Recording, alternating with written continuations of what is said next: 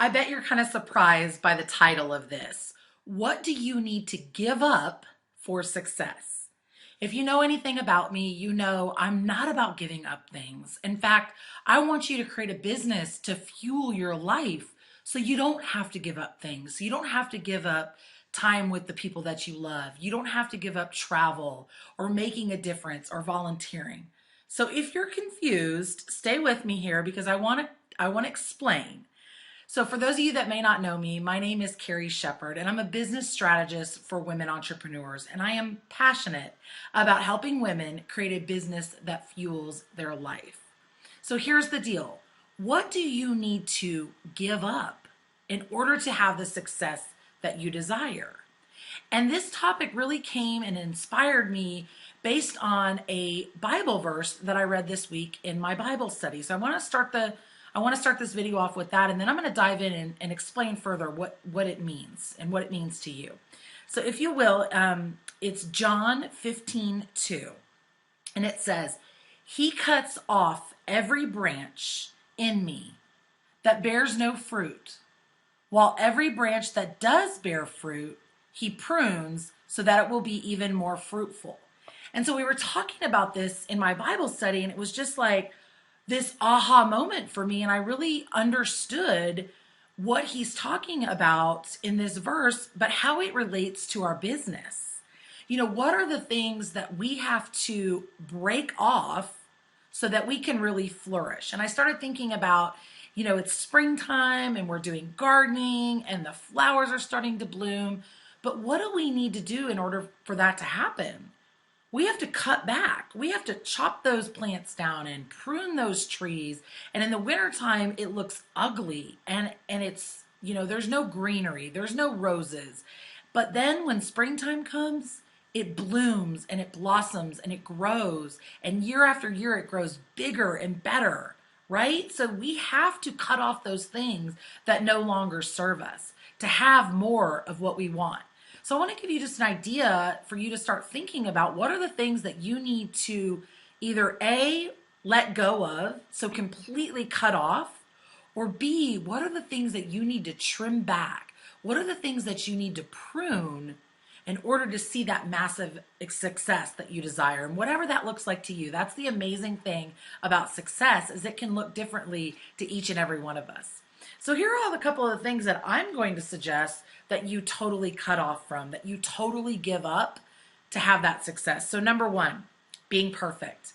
Nobody's perfect. Perfectionism does not exist. One of my favorite quotes to say is, done is better than perfect. So I'm going to suggest you give up on being perfect. Number two, playing and thinking small. What kind of limits are you putting on yourself? Where are you thinking that your success could be? I'm going to encourage you to take the limits off that. Stop thinking small, start thinking big, start thinking about the massive success that you can have. Number three, I want you to stop doing it alone. Give up on the idea that you have to do this thing on your own. Give up on the idea that success means that you've got to work really hard and you've got to do it all by yourself. There's no good that comes from that. We learn by having coaches, we learn by having mentors, and we learn and grow by having a community. So give up on that. Number four, give up on playing the comparison game. Where are you comparing yourself to somebody else? Where are you looking at somebody else's business or life or website or Facebook page or whatever the case may be? Where are you comparing your success to somebody else's? Stop doing that. Stop comparing. If you're looking at somebody else, it should be as an inspiration to show you what's possible so that you can step into that big thinking. Number five, the number five thing I want you to give up is SOS, and that's shiny object syndrome. Stop looking all around you. Stop looking at the latest, greatest way to build your business.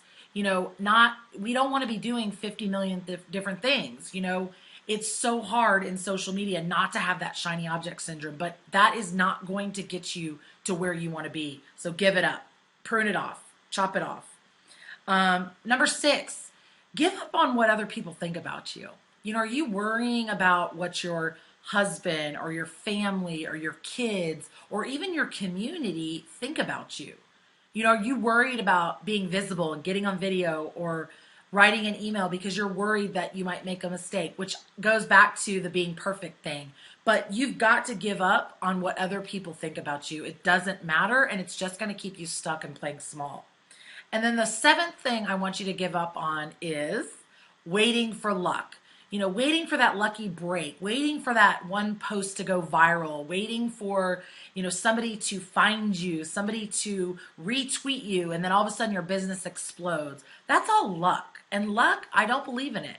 My dad always said to me, luck is when hard work and opportunity meet. And that to me, you can hold on to. But luck in that you're going to get a big break or some one thing is going to happen and your business is going to explode and you're going to have that success, stop waiting on that.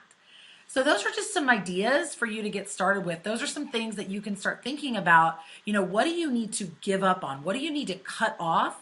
And then maybe what are some things you need to prune back? Do you need to look at how your business is set up? Do you need to look at your packages, your programs? Do you need to tweak them and prune them? Do you need to look at your website? Do you need to maybe update your bio or update some pictures? Where do you need to breathe some new life into your business? So I'd love to hear from you. Feel free to make a comment below. And if this video has made a difference for you, I'd love for you to hit that share button. So until next time, I hope you have a beautiful and blessed day. Bye, y'all.